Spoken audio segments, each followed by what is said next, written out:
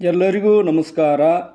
ಇಂದಿನ ವಿಡಿಯೋದಲ್ಲಿ ಭಂಡಾರದ ಒಡೆಯ ಮಹಾನ್ ಸಂತರು ಸಿದ್ಧಿ ಪುರುಷರು ಶ್ರೀ ಅಮೋಘ ಸಿದ್ದೇಶ್ವರ ದೇವಸ್ಥಾನ ಅರಕೇರಿಗೆ ಹೋಗಿ ದೇವರ ದರ್ಶನವನ್ನು ಪಡೆದುಕೊಳ್ಳೋಣ. ಕರ್ನಾಟಕ ರಾಜ್ಯದ ವಿಜಯಪುರ ಜಿಲ್ಲೆಯ ವಿಜಯಪುರ ತಾಲೂಕಿನಲ್ಲಿ ಕಂಡುಬರುವ ಅರಕೇರಿಯು ಬಿಜಾಪುರ ಜಿಲ್ಲಾ ಕೇಂದ್ರದಿಂದ ಸುಮಾರು 10 ಕಿಲೋಮೀಟರ್ ದೂರದಲ್ಲಿದೆ. ರಾಜ್ಯ ರಾಜಧಾನಿ ಬೆಂಗಳೂರಿನಿಂದ ವಾಯುವ್ಯಕ್ಕೆ 519 ಕಿಲೋಮೀಟರ್ ದೂರದಲ್ಲಿದೆ. ಈ ಊರು ಶ್ರೀ ಅಮೋಘ ಸಿದ್ದೇಶ್ವರ ದೇವಸ್ಥಾನಕ್ಕೆ ಪ್ರಸಿದ್ಧಿಯಾಗಿದೆ. ಇದು ಶಿವನಿಗೆ ಅರ್ಪಿತವಾದ ಪೂಜ್ಯ ಮತ್ತು ಪವಿತ್ರ ದೇವಾಲಯವಾಗಿದೆ. ಈ ಅಮೋಘ ಸಿದ್ದೇಶ್ವರರ ಹಿನ್ನೆಲೆಯ ಬಗ್ಗೆ ನೋಡೋಣ. ಈ ವಿಡಿಯೋದಲ್ಲಿ ಕಾಣುತ್ತಿರುವುದು ಅರಕೇರಿಯ ಅಮೋಘ ಸಿದ್ದೇಶ್ವರ ದೇವಸ್ಥಾನವಾಗಿದೆ. ಅಮೋಘ ಸಿದ್ದೇಶ್ವರರ ಮೂಲವು ಶಿವಪಾರ್ವತಿಯರ ಸೇವಕನಾಗಿ ಕೈಲಾಸದಲ್ಲಿದ್ದು ಶಿವಪಾರ್ವತಿಯರ ಆಶೀರ್ವಾದದಿಂದ ವಿಶೇಷ ಶಕ್ತಿಯನ್ನು ಪಡೆದು ಭೂಲೋಕಕ್ಕೆ ಬಂದರು. ಭೂಲೋಕಕ್ಕೆ ಬಂದ ಇವರು ಭೂಲೋಕದಲ್ಲಿನ ಲೋಕ ಕಲ್ಯಾಣಕ್ಕಾಗಿ ಶ್ರಮಿಸಿದರು ಮತ್ತು ಅರಕೇರಿಯ ಮುಮ್ಮೆಟ್ಟಿ ಗುಡ್ಡದಲ್ಲಿ ನೆಲೆಸಿರ್ತಕ್ಕಂಥವರು ಈ ಅಮೋಘ ಸಿದ್ದೇಶ್ವರರು.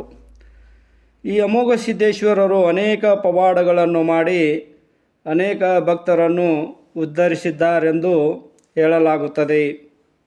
ಹೀಗೆ ಈ ಅಮೋಘ ಸಿದ್ದೇಶ್ವರರ ಇತಿಹಾಸವು ಇಲ್ಲಿನ ಜನಪದ ಕಥೆಗಳು, ಮಹಾನ್ ಕಾವ್ಯಗಳು ಮತ್ತು ಸಾಂಸ್ಕೃತಿಕ ಆಚರಣೆಗಳಲ್ಲಿ ಕಂಡುಬರುತ್ತವೆ.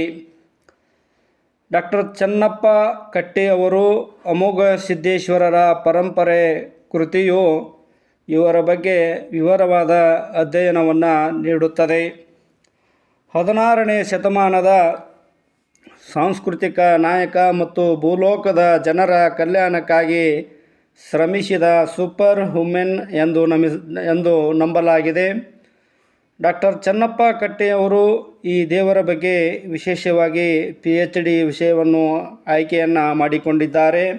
ಹಾಗಾಗಿ ಸಂಶೋಧನೆಯ ಮೂಲಕ ಇಲ್ಲಿನ ಅನೇಕ ಮಾಹಿತಿಗಳನ್ನು ಸಂಗ್ರಹಿಸಿ ವಿವರಣೆಯನ್ನು ನೀಡಿದ್ದಾರೆ. ಇವರು ಅರಕೇರಿಯ ಗ್ರಾಮದ ಮಹಾನ್ ದೈವವೆಂದು ಮತ್ತು ಮಹಾನ್ ಸಂತರು ಈ ಅಮೋಘ ಸಿದ್ದೇಶ್ವರರು ಆಗಿದ್ದಾರೆಂದು ಹೇಳಬಹುದು. ಈ ಅಮೋಘ ಸಿದ್ದೇಶ್ವರರು ಮಳೆಕೀಲಿನವ, ಬೆಳಕೀಲಿನವ, ಹೋಮದ ಕಂಬಳಿಯವ, ನೇಮದ ಬೆತ್ತದವ, ಭಂಡಾರದ ಭರಣಿಯವ, ಹುಟ್ಟು ಬಂಜೆಯರಿಗೆ ತೊಟ್ಟಲು ಭಾಗ್ಯ ನೀಡುವವನು, ಈ ಎಲ್ಲ ಬಿರುದುಗಳನ್ನು ವರಗಳನ್ನು ಪಡೆದಿರ್ತಕ್ಕಂಥವನು ಈ ಅಮೋಘ ಸಿದ್ದೇಶ್ವರರಾಗಿರುತ್ತಾರೆ. ಪಾರ್ವತಿಯರ ಗರ್ಭದಲ್ಲಿ ಪಾಪನಿಲ್ಲದ ಪಿಂಡನಾಗಿ ಜನಿಸುವ ಅಮೋಘ ಸಿದ್ದೇಶ್ವರರು 7ನೇ ವಯಸ್ಸಿನಲ್ಲಿ ಬೀಜ ಮಂತ್ರ ಮತ್ತು ಬೋಧ ಮಂತ್ರವನ್ನು ಕಿವಿಯಲ್ಲಿ ಊದಿ ಗುರೋಪದೇಶವನ್ನು ಮಾಡಿದ ಶಿವನು ಮಕಣಾಪುರದಲ್ಲಿ ನೆಲೆಸಿ ಗುರು ಗೌರಿ ಸೋಮಲಿಂಗನ ಹೆಸರಿನಲ್ಲಿ ಭೂಲೋಕದ ಗುರುವಾಗುತ್ತಾನೆ.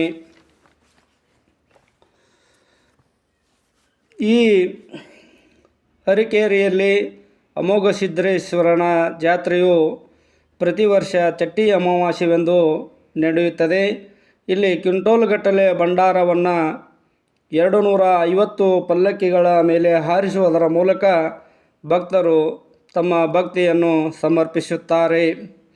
ಈ ಪೈಕಿ ಮಹಾರಾಷ್ಟ್ರದ ಬೇವರ್ಗಿ, ಉಮದಿ, ಬೆಳಗಾವಿ ಜಿಲ್ಲೆಯ ಸವದತ್ತಿ ತಾಲೂಕಿನ ಗೊರಗುದ್ದಿ ಸೇರಿದಂತೆ ನಾನಾ ಊರುಗಳಿಂದ ಬೇರೆ ಬೇರೆ ಊರುಗಳಿಂದ ಸುಮಾರು 100 ಪಲ್ಲಕ್ಕಿಗಳು ಚಟ್ಟಿ ಅಮಾವಾಸ್ಯೆಯ ಹಿಂದಿನ ದಿನ ಈ ಅರಕೇರಿಯ ಗುಡ್ಡಕ್ಕೆ ಆಗಮಿಸುತ್ತವೆ. ಇಷ್ಟೊಂದು ಪಲ್ಲಕ್ಕಿಗಳು ಒಂದೆಡೆ ಸೇರುವ ಏಕೈಕ ಜಾತ್ರೆ ಈ ಅರಕೇರಿಯ ಅಮೋಘ ಸಿದ್ದೇಶ್ವರನ ಜಾತ್ರೆ ಎಂದು ಹೇಳಬಹುದಾಗಿದೆ. ಹೀಗಾಗಿ ಉತ್ತರ ಕರ್ನಾಟಕದಲ್ಲಿಯೇ ಅತ್ಯಂತ ಜನಪ್ರಿಯವಾಗಿರ್ತಕ್ಕಂಥ ಜಾತ್ರೆ ಈ ಅಮೋಘ ಸಿದ್ದೇಶ್ವರರ ಜಾತ್ರೆಯಾಗಿರುತ್ತದೆ. ಎಲ್ಲ ಪಲ್ಲಕ್ಕಿಗಳು ಒಂದೆಡೆ ಇಲ್ಲಿ ಭೇಟಿಯಾಗುತ್ತವೆ. ಈ ಅದ್ಭುತ ದೃಶ್ಯವನ್ನು ನೋಡಲು ಭಕ್ತರು ಹಾತೊರೆಯುತ್ತಾರೆ. ಈ ಜಾತ್ರೆಗೆ ಕರ್ನಾಟಕ, ಮಹಾರಾಷ್ಟ್ರ, ಆಂಧ್ರ ಪ್ರದೇಶದ ಸೇರಿದಂತೆ ಬೇರೆ ಬೇರೆ ನಾನಾ ರಾಜ್ಯಗಳ ಲಕ್ಷಾಂತರ ಭಕ್ತರು ಆಗಮಿಸಿ ಈ ಪಲ್ಲಕ್ಕಿಗಳ ಅಪರೂಪದ ಭೇಟಿಯ ದೃಶ್ಯಗಳನ್ನು ಕಣ್ತುಂಬಿಸಿಕೊಳ್ಳುತ್ತಾರೆ. ಇಡೀ ಪರಿಸರ ಅಂದರೆ ಅಲ್ಲಿ ಇರ್ತಕ್ಕಂಥ ಎಲ್ಲ ವಾತಾವರಣ ಹಳದಿ ಬಣ್ಣದಿಂದ ಭಂಡಾರದಿಂದ ಕಂಗೊಳಿಸುತ್ತದೆ. ಎಲ್ಲಿ ನೋಡಿದಲ್ಲಿ ಭಂಡಾರವೇ ಆ ಜಾತ್ರೆಯಲ್ಲಿ ಕಂಡುಬರುತ್ತದೆ. ಎಲ್ಲ ಕಡೆಯೂ ಭಂಡಾರವೇ ಕಾಣುತ್ತದೆ.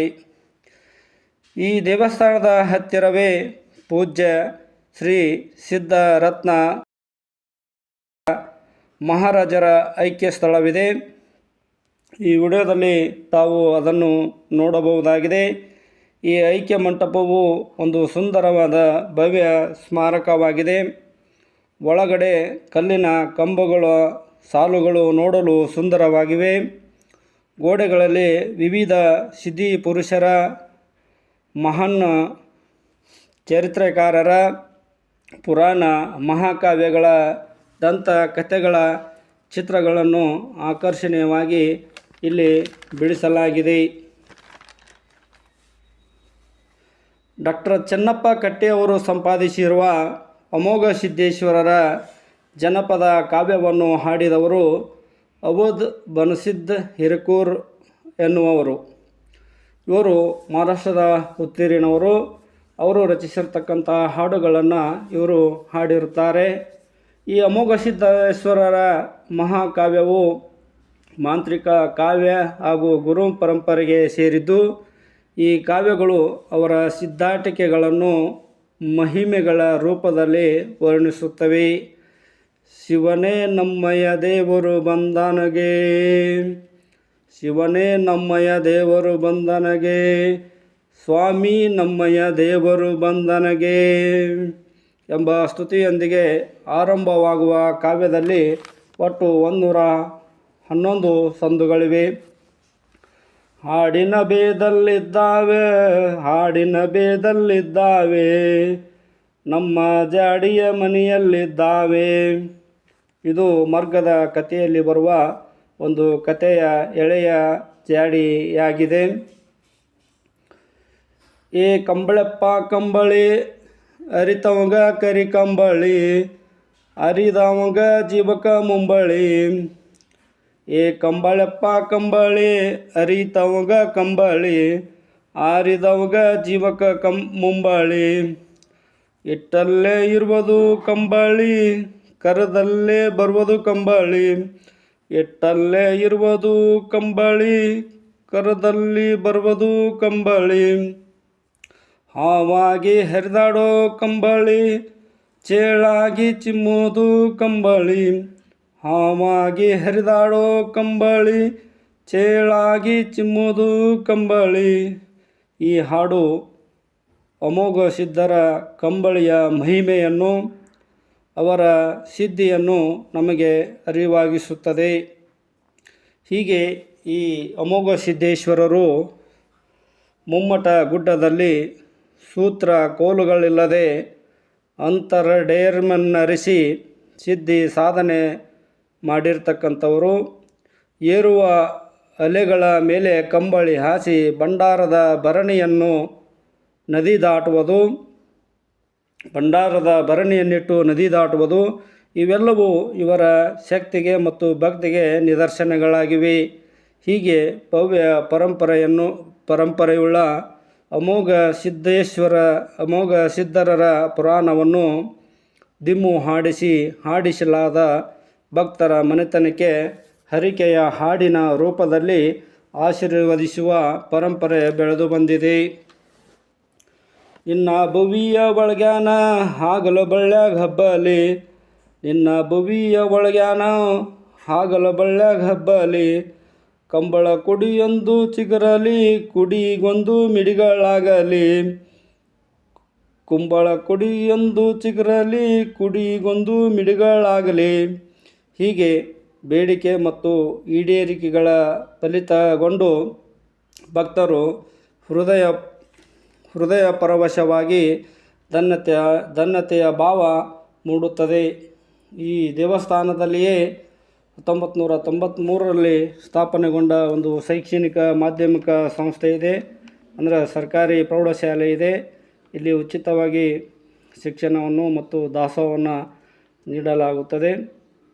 ಇಲ್ಲಿಗೆ ಬರುವ ಭಕ್ತರು, ಕೆಲವು ಭಕ್ತರು ಮಕ್ಕಳಾಗದವರು ನನಗೆ ತೊಟ್ಟಲು ತೂಗುವಂತಾಗಲಿ, ನಿನಗೆ ತೊಟ್ಟಲು ಕಟ್ಟುತ್ತೇನೆ ಎಂದು ಬೇಡಿಕೊಳ್ಳುತ್ತಾರೆ.